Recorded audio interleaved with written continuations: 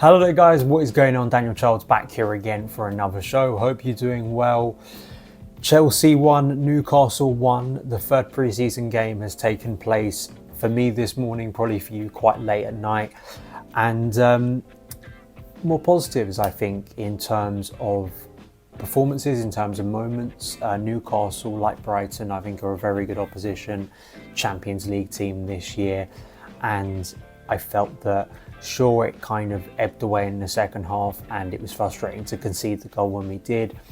Individually, not a good moment again for Correa, but I still think overall you've got to be really encouraged and positive about what we're seeing in pre-season. I think the connections from new players, I think the way the team looks so much more connected, cohesive, and creative too. It's a team filled with players who look freer on the ball.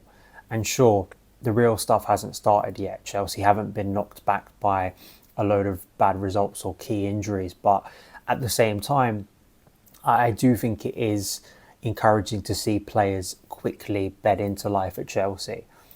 Nicolas Jackson, I think, is obviously, I think, the main player at the moment to speak about. Yes, we've been excited by Nkunku, Ian Matson, brilliant pass through to Nicolas Jackson. But Jackson just, that finish, like with the finish against Brighton and like with his all-round play, he just looks very calm, very, confident. There's no kind of sense already that maybe this obstacle is a little bit too big for him, and maybe the fact that he doesn't have a lot of experience is actually a good thing for him. There isn't this kind of massive burden on his shoulders to be the star man for Chelsea. And the finish, the two finishes one-on-one, just so cool. Just like a guy who's been finishing for most of his career, and a finish that for a lot of us at Chelsea, you haven't seen, because Chelsea, in terms of finishing, that kind of just ease to which that ball was rolled into the bottom corner is something we haven't seen for a while. I also like the fact that Jackson did this a lot for Villarreal, and then is already doing it for Chelsea. And there were a few times in those first 10, 15, 20 minutes where Jackson was making runs in behind. And it's nice that Chelsea were able to find one of those runs and he was able to take the clear-cut opportunity. Ian Matson, obviously this time playing on the right side of a 4-2-3-1 with Nkunku for the first time on the same pitch as Jackson, Mudryk on the left, Enzo and Caicedo as the kind of double six, if you want to call it that. And again, I think there is real encouragement. Ian Matson, every game that goes by, I'm really, really hopeful that he's going to remain a part of the team. Because as we've seen, he can play further up the pitch, but he also can play on his more natural left-back role if needed. So I like the fact that Pochettino continues to use him. He's having an influential role. He's quite clearly linking up with players around him. And I would like to think he's going to remain a part of the first team squad. The big question is, as we see the Moises Caicedo deal look like it's not going to happen now, who comes in central midfield? What's Chelsea's alternative?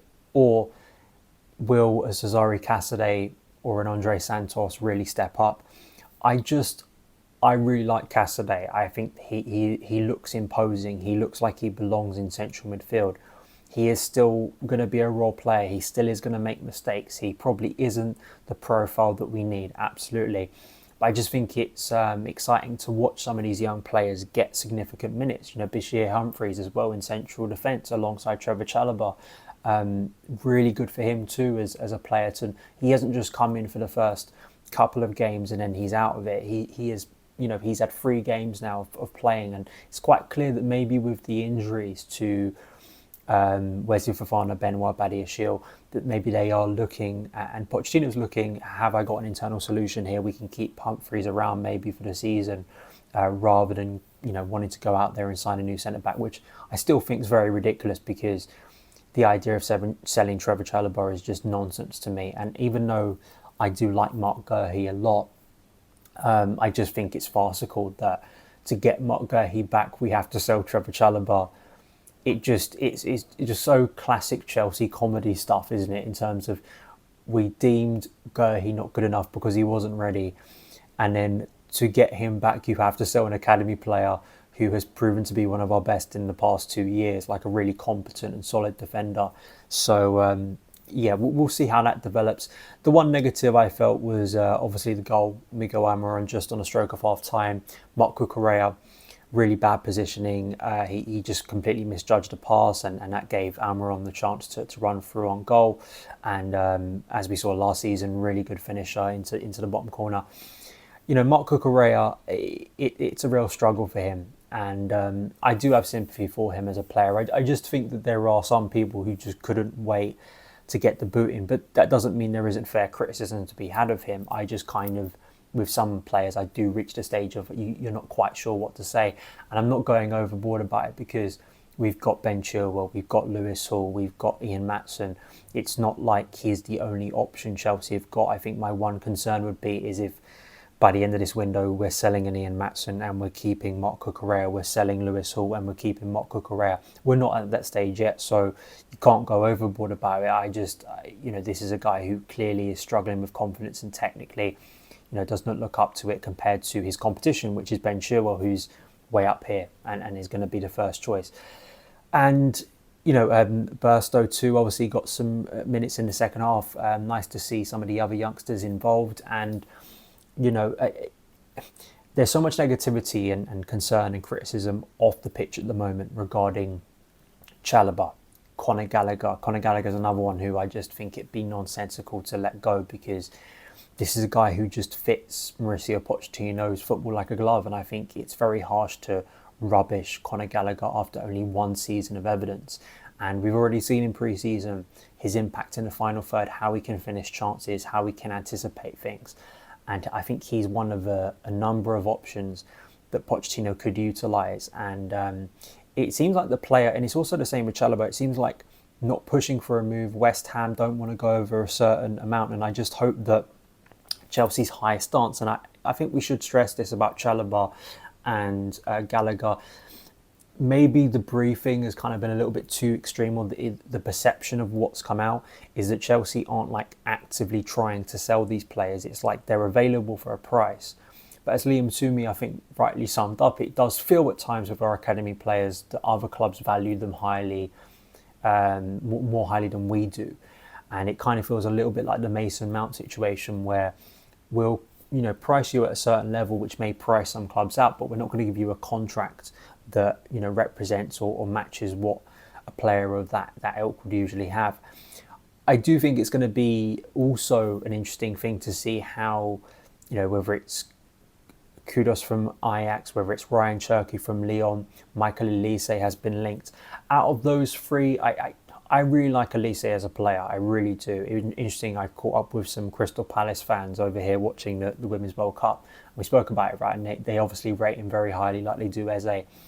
And I just think because we've invested in Noni Madueke, I don't know why you just don't give that time to him, and maybe actually going for what you'd maybe deem a more central midfield option is maybe the smarter play there. But again, number 10 is not. I mean, even though there is clear talent, those players could do some good things for Chelsea. I'm not, you know, rubbishing their talents, but defensive midfield and goalkeeper are the two areas that were of greater need to this team than another attacking midfielder. I think that's just clear because you've got Conor Gallagher, you've got Caicedo, you've got Christopher Nkunku, who we know can kind of play that number 10 role. We've got a lot of options, I still think, in that area, even though many people say the midfield's light. I think they say that because really it's the defensive midfield that has become very light. It's the area that is most needed, and the Caicedo thing has dragged on, and apparently now not going to happen. And I just don't. It's a no-go. Levi Colwill being involved in a negotiation, that's an endpoint for Chelsea. The question now to Chelsea is, who do you go for? What is the alternative? Is there an alternative in the market that Chelsea have been thinking about? I would like to think that Chelsea's hierarchy, the likes of Paul Winstanley, Lawrence Stewart, and you know, the team have been thinking about alternatives in case this negotiation didn't go the way Chelsea wanted it to. It's who is that next guy? I mean, the one that comes to mind instantly is Aurelien Tchouameni, but that feels like a long shot, and it would cost Chelsea a lot of money, I would assume. But you never know. It's a crazy window, it feels like, and that's if we're talking top tier, Declan Rice is off the table. I do think Onana from Everton is he's not the same quality, and he isn't maybe offering that experience that Pochettino said in his press conference, but I do like him as an option because I do think he's got that build of someone who I think could get better. Maybe isn't offering you that instant, first team option. But as we've seen with Nicolas Jackson, right, when you invest in potential, sometimes that's the better route than investing in over 100 million. It seems that when Chelsea, just as a club, spend less money, we actually get better value.